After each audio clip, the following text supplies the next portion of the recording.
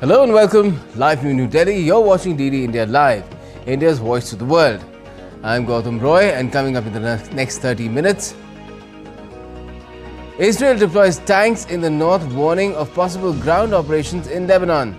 Benjamin Netanyahu addresses the UNGA amid a rising international chorus for a ceasefire. India's bid for a UN Security Council permanent berth gets more backers during the UNGA's general debate. Japan is set to get a new Prime Minister. Former Defense Minister Shigeru Ishiba wins the ruling party's leadership contest, hopes to end deflation. And Helene roars through Florida, Georgia and South Carolina as one of the most powerful storms to hit the US. At least 4 people killed and millions left without power.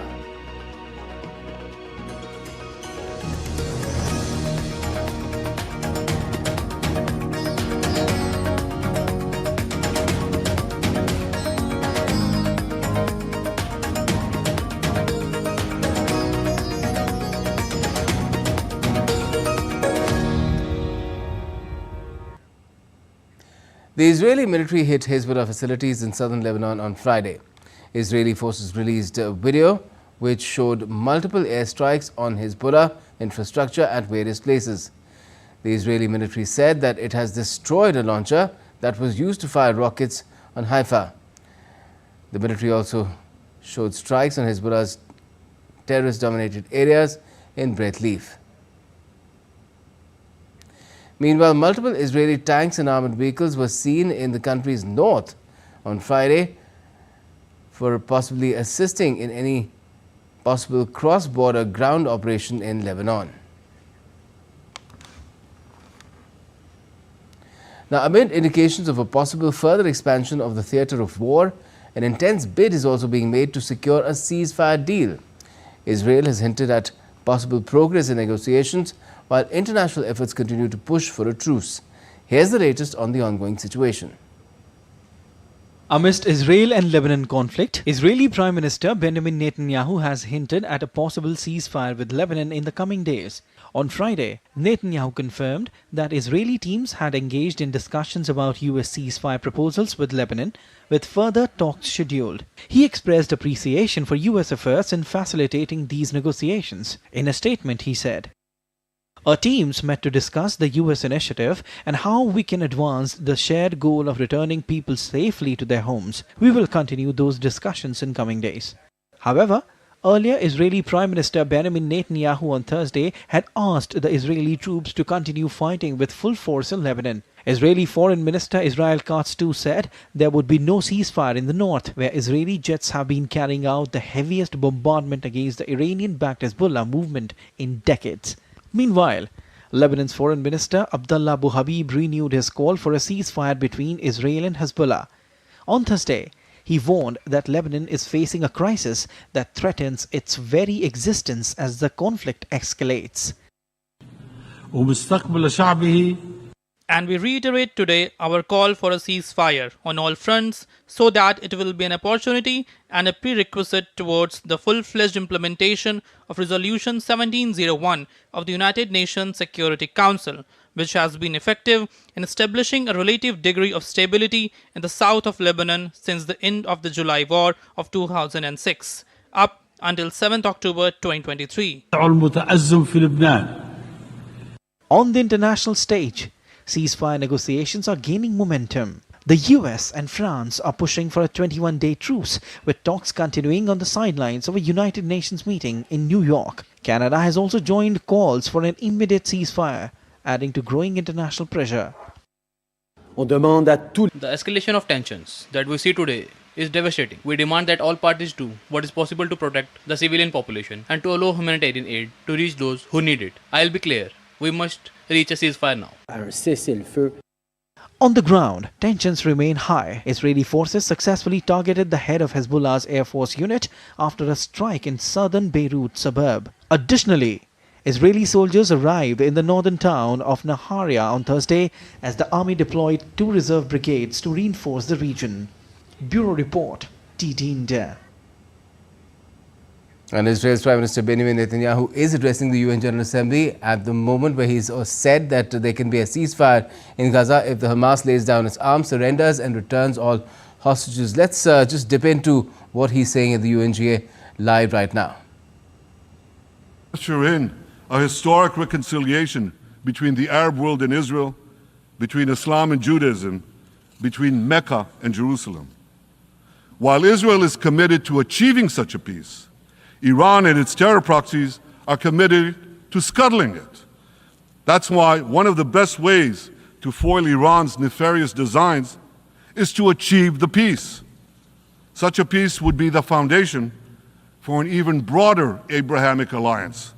And that alliance would include the United States, Israel's current Arab peace partners, Saudi Arabia, and others who choose the blessing of peace.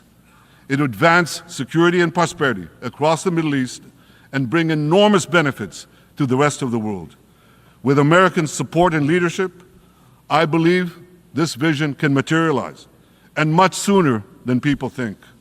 And as the Prime Minister of Israel, I will do everything in my power to make it happen. This is an opportunity that we and the world should not let go by.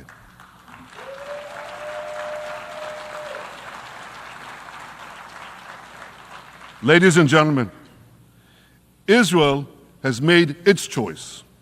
We seek to move forward to a bright age of prosperity and peace. Iran and its proxies have also made their choice. They want to move back to a dark age of terror and war. And now I have a question. And I pose that question to you. What choice will you make? Will your nation stand with Israel? Will you stand with democracy and peace? Or will you stand with Iran, a brutal dictatorship that subjugates its own people, exports terrorism across the globe? In this battle between good and evil, there must be no equivocation. When you stand with Israel, you stand for your own values and your own interests. Yes, we're defending ourselves, but we're also defending you against a common enemy that through violence and terror seeks to destroy our way of life. So there should be no confusion about this. But unfortunately, there is a lot of it in many countries and in this very hall, as I've just heard. Good is portrayed as evil, and evil is portrayed as good. We see this moral confusion when Israel is falsely accused of genocide, when we defend ourselves against enemies who try to commit genocide against us. We see this too when Israel is absurdly accused by the ICC prosecutor of deliberately starving Palestinians in Gaza. What an absurdity! We helped bring in 700,000 tons of food into Gaza. That's more than 3,000 calories a day for every man, woman, and child in Gaza. We see this moral confusion when Israel is falsely accused of deliberately targeting civilians. We don't want to see a single person, a single innocent person die. That's always a tragedy. And that's why we do so much to minimize civilian casualties, even as our enemies use civilians as human shields. And no army has done what Israel is doing to minimize civilian casualties. We drop flyers, we send text messages, we make phone calls by the millions to ensure that Palestinian civilians get out of harm's way. We spare no effort in this noble pursuit. We see yet another profound moral confusion when self-described progressives march against the democracy of Israel. Don't they realize they support the Iranian-backed goons in Tehran and in Gaza? The goons who gun down protesters, murder women for not covering their hair, and hang gays in public squares, some progressives. According to the U.S. Director of National Intelligence, Iran funds and fuels many of the protesters against Israel. Who knows, maybe some of the protesters, or even many of the protesters outside this building now. Ladies and gentlemen, King Solomon, who reigned in our eternal capital, Jerusalem, 3,000 years ago, proclaimed something that is familiar to all of you. He said, There is nothing new under the sun. Well, in an age of space travel, quantum physics, and artificial intelligence, some would argue that's a debatable statement. But one thing is undeniable. There is definitely nothing new at the United Nations.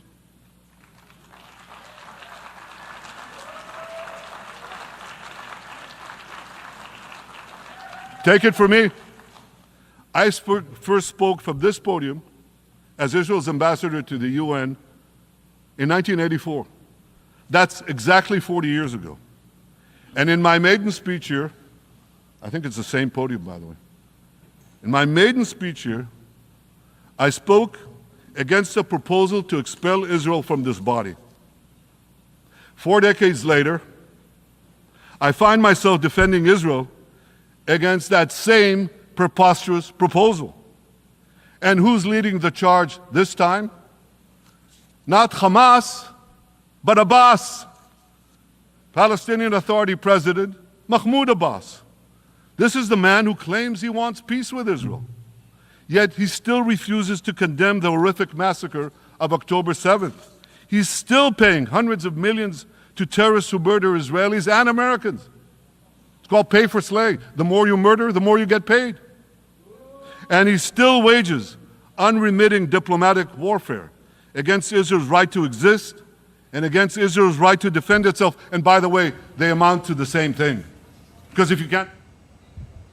Well, there you heard a part of the speech that is being delivered at the UNGA live by the Israeli Prime Minister Benjamin Netanyahu, where he is, if I could tell you the high points of what he said so far, where he's basically said that there can be peace in Gaza only if the Hamas lays down its arms, surrenders, and also gives up those hostages that it has held since the 7th of October, just approaching, so it'll be a year that the war started in just about a week, a little over a week now.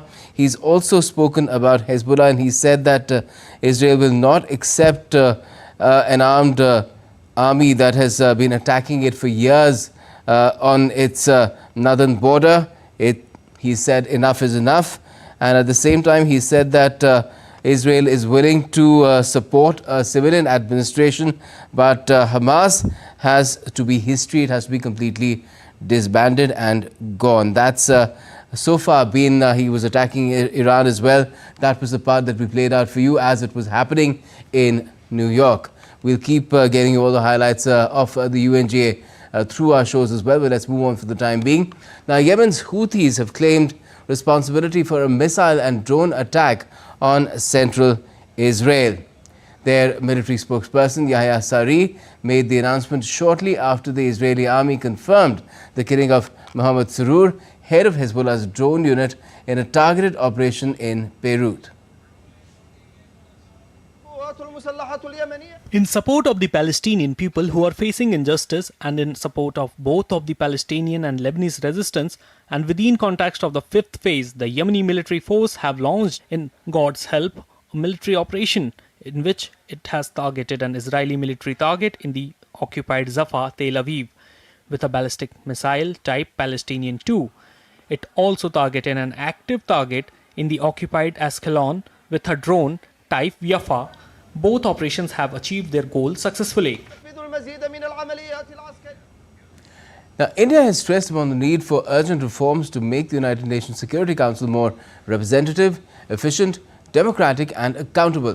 Speaking at the UNSC Open Debate on Leadership for Peace, Tanmay Lal, Secretary West in the Ministry of External Affairs, also said that the world is grappling with devastating armed conflicts and the current multilateral response is inadequate, failing to prevent or resolve these conflicts. Serious armed conflicts are impacting lives, economies and societies across geographies in our interconnected world. The current multilateral response is falling seriously short in ending and preventing such conflicts. Also in tackling unrelenting threats from terrorism, new and emerging technologies, transnational organized crime, and in ensuring maritime security. The UN Security Council has to become representative, transparent, efficient, effective, democratic, and accountable. Well, Well, India's bid for a permanent UNSC seat is getting more endorsements and backers. Besides Russia, world leaders including UK Prime Minister Keir Starmer, Portugal's Prime Minister Luis Montenegro also joined French President Emmanuel Macron's backing for India's permanent candidature in UNSC, in line with India's External Affairs Minister Dr. S. Jaishankar's standpoint at UN for reforms. It may be recalled only 5 countries, that is US, China, Russia, France and the UK, have a permanent seat on the UN Security Council. Here's more. The need for reform of the United Nations, especially United Nations Security Council, has long been felt as to effectively address its functioning in the contemporary world order.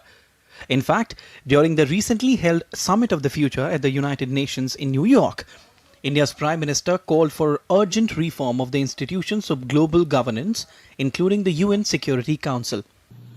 Success of humanity lies in our collective strength, not in the battlefield.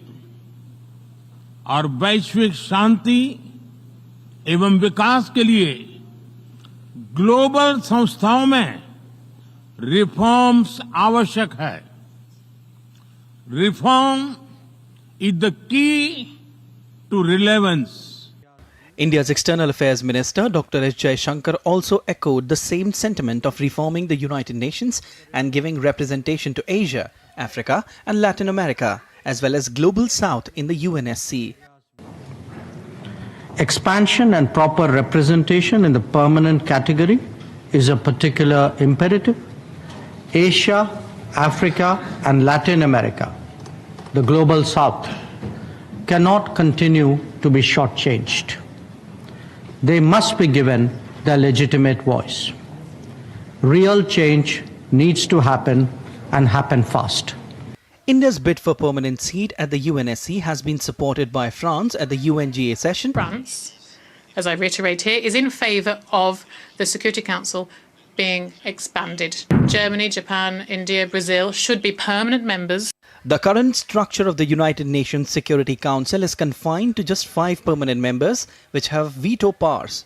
These are United States, China, France, Russia and the United Kingdom.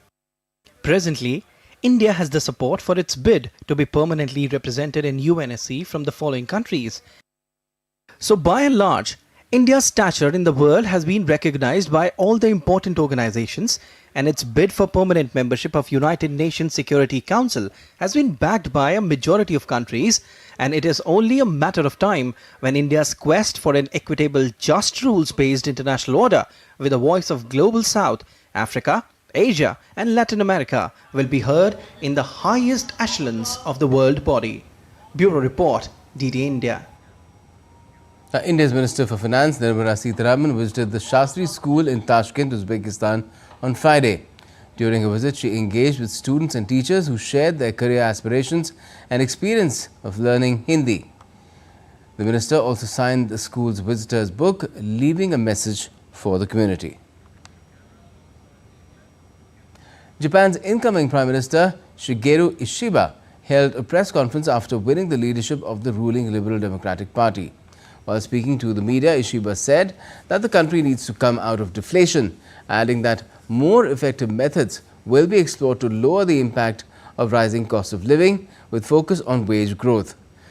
An immediate impact of Ishida's win as LDP's new leader was a buoyant yen trying to recover from previous losses. In order to realize an increase in wages that will exceed surging costs, we aim to further accelerate new capitalism pledge. We need to fundamentally exit a deflationary spiral. Personal consumption accounts for about 54% of our GDP. If personal consumption does not increase, the economy will not get better. We cannot resolve the deflationary spiral.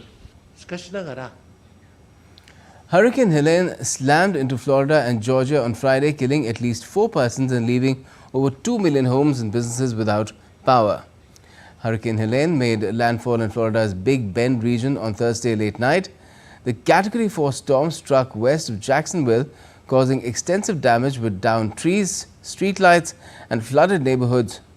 Meanwhile, fire department has reported that emergency teams responded to over 200 calls and called in additional swiftwater rescue teams from Virginia and Ohio to assist. We have responded to over 200 medical and fire-related calls, anywhere from power lines down to burning vehicles, burning homes, and as well as any traffic accident, as well as serious medical calls. Now the latest on the Russia-Ukraine conflict, where 3 people have been killed and 14 injured in a drone strike by Russia on the southern Ukrainian town of Izmail on Friday. The drone attack caused several fires and damaged buildings and trees. Rescue workers tried to control the blaze caused by the strike. Meanwhile, a 5-story building was struck by a Russian missile in the central Ukrainian city of Kryvyi. 1 person died and 5 others got injured. The missile damaged 23 private homes, 3 apartment blocks and an educational facility. Several people were feared trapped in the debris as well. U.S. President Joe Biden and Vice President Kamala Harris have introduced new executive actions aimed at addressing gun violence in the United States. During a White House event, Biden signed an executive order focused on reducing the psychological impact of active shooter drills in schools and addressing the increased use of 3D printed devices that convert guns into automatic weapons. The announcement marks the 1-year anniversary of the White House Office of Gun Violence Prevention, which Harris leads. A task force has been created to assess these threats, with a report expected within 90 days. And earlier, Ukrainian President Volodymyr Zelensky held talks with U.S. President Joe Biden at the White House on Thursday. Biden announced more than $8 billion in military assistance for Ukraine. The aid includes the first shipment of a precision-guided glide bomb called Joint Standoff Weapon with a range of up to 130 kilometers.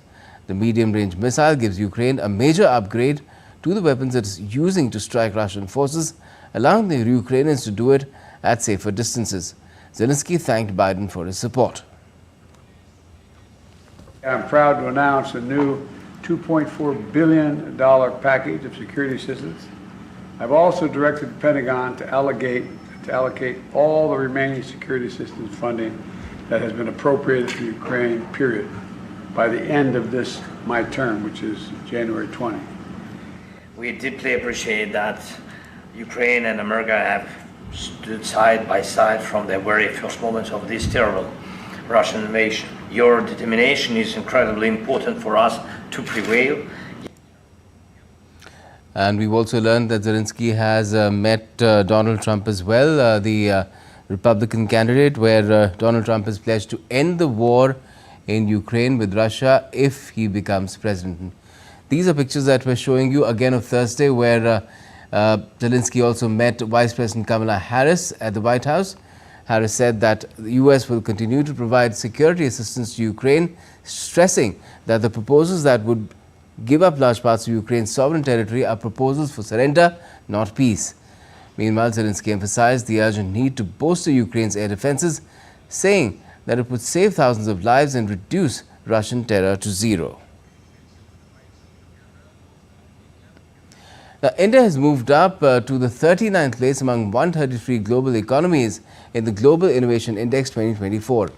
In a social media post, Commerce and Industry Minister Piyush Goyal highlighted the remarkable achievements under the guidance of Prime Minister Narendra Modi's decisive leadership. The minister announced that India also ranks first among the 10 economies in the Central and Southern Asian region. He said India is also first among lower middle income economies and fourth in the World Intellectual Property Organization Science and Technology Cluster ranking. He further added that Mumbai, Delhi, Bengaluru and Chennai are listed among the world's top 100 science and technology clusters, and India has ranked 7th globally in intangible asset intensity. India's rise in the GII ranking is notable. It climbed from 81st position in 2015 to 39th this year. And India's foreign exchange reserves scaled a new high of around $692.3 billion, jumping by $2.84 billion in the week that ended on the 20th of September, according to the data released by the Reserve Bank of India on Friday. Forex has seen an increase of about $69 billion from January. This buffer of foreign exchange reserves helps insulate domestic economic activity from global shocks. According to the latest data from the Apex Bank, India's foreign currency assets stand at $605.686 billion. According to estimates, India's foreign exchange reserves are now sufficient to cover about a year of projected imports. In the calendar year 2023, India added about $58 billion to its foreign exchange reserves. A decade ago, the Indian rupee was one of the most volatile currencies in Asia. However, it has since become one of the most stable. This transformation is a testament to India's growing economic strength. British actress Dame Maggie Smith, known for her roles in Harry Potter films and Downton Abbey, has died at the age of 89. Her family said Maggie Smith passed away peacefully at a hospital early on 27th of September. That is Friday. A legend of British stage and screen, Maggie Smith won 2 Oscars, one for The Prime of Miss Jean Brodie in 1970, and another one for California Swede in 1979. She had 4 other nominations and received 8 BAFTA Film Awards. Cricket now, and early stumps were taken on the first day of the second test match between India and Bangladesh due to bad weather in Kanpur. Only 35 overs of play was possible on day 1 after India put Bangladesh to bat first. Bangladesh finished the day at a score of 107 for the loss of 3 wickets. For India, Akashdeep shone with the ball, dismissing both Bangladesh openers early in the first session. Captain Najmul Hossain Shantu was dismissed by R. Ashwin. Mominul Haq is at the crease on 40 runs with Mushfiqur Rahim, who would look to become the first Bangladesh batter to score 6,000 test runs on day 2. Earlier, India captain Rohit Sharma won the toss and opted to bowl first. Rohit named an unchanged team while Bangladesh made 2 alterations from Chepauk. Now, in Spanish soccer league, La Liga, Atletico Madrid picked up momentum ahead of the derby against Real Madrid with a 1-0 victory over Celta Vigo.